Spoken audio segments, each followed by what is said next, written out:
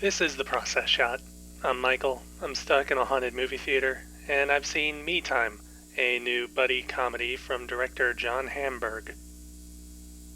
It primarily follows Sonny, a practical and methodical stay-at-home father, whose role as PTA president of his children's school takes up most, if not all, of his time. When spring break comes along, he's almost forced by his wife to take some alone time for himself. This newfound titular me time is freeing, but it's nothing that would convince his friends that he's taking advantage of the break. So, to spice things up, he attends the birthday party of his impulsive, thrill-seeking best friend Huck, who almost immediately carts him and others out to the desert for a week of living off the land. Naturally, other complications arise over time, from Huck's spending habits and poor money management, to Sonny's own desire for validation and acceptance from others. If that sounds deep or character-driven, though, don't worry, the movie is dumber than that. The movie is also a lot less extreme than the premise suggests. Instead of Sonny and Huck going on a wild adventure through the desert or some other wacky antics, things kind of fizzle out about halfway through the film, and that's after having already spent the first act getting Sonny together with Huck.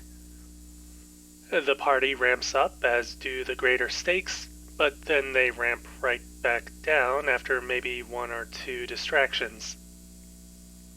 It does become a bit more of a traditional buddy film after cutting things down to just the two of them, but the overarching story still feels a bit weak, as if it had to change its direction after something happened in the desert during production that forced them to go back home.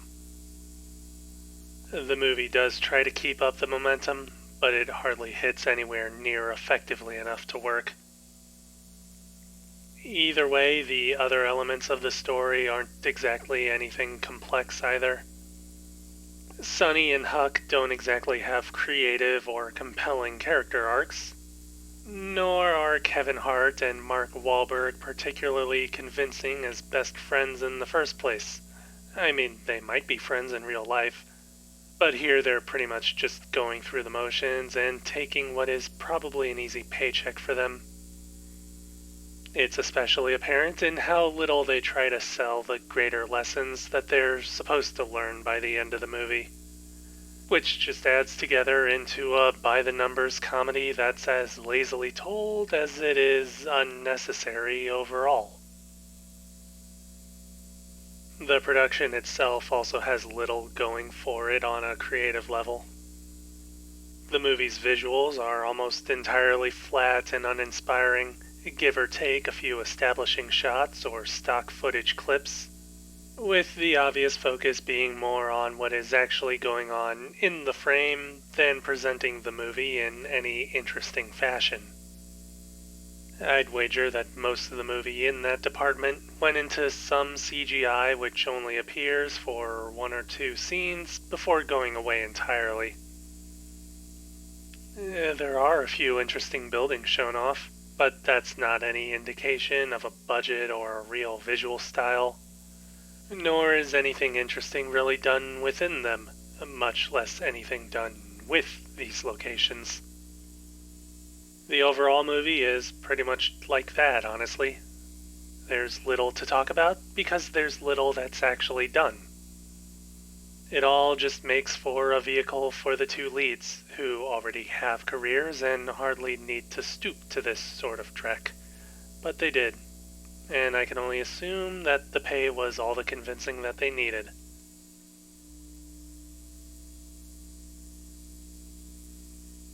Me Time, John Hamburg, 2022.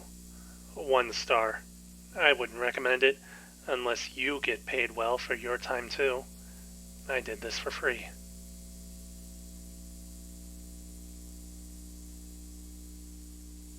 That's it for this review. If you liked it, leave a like. If you didn't, leave a comment. Subscribe to the channel for more reviews. This movie dedicated quite an amount of time to name-dropping Lego, by the way. I wonder if it was a product placement deal or if the filmmakers wanted some Lego sets and thought they could get a tax write-off by pretending it was a business expense.